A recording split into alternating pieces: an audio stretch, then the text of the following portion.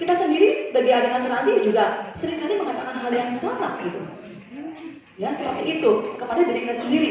Nah, oleh karena itu sebenarnya teman-teman yang saya lakukan adalah buat diri saya adalah I push myself, saya memaksa diri saya untuk membeli asuransi. Meskipun sepertinya udah megap juga ya bayar asuransi ya. Kenapa? Karena bayar asuransi bisa 30 juta per bulan teman-teman ya. Jadi udah megap juga ya untuk bayar asuransi. Belum lagi saya bayar cicilan dan sebagainya, ada investment.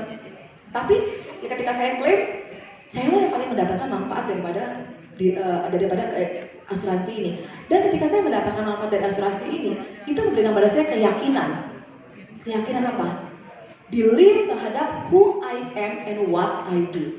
Siapa saya dan apa yang saya lakukan. Bahwa profesi agen asuransi adalah profesi yang begitu mulia, profesi yang memberikan menopang keuangan keluarga, ya.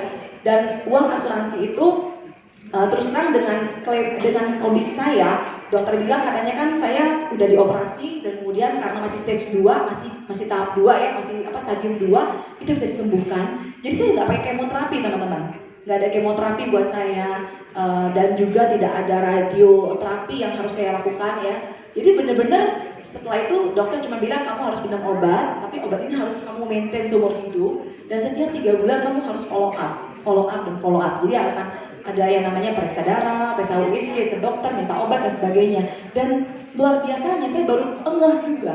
Kalau kartu hospital kita itu ada namanya perawatan kanker ya.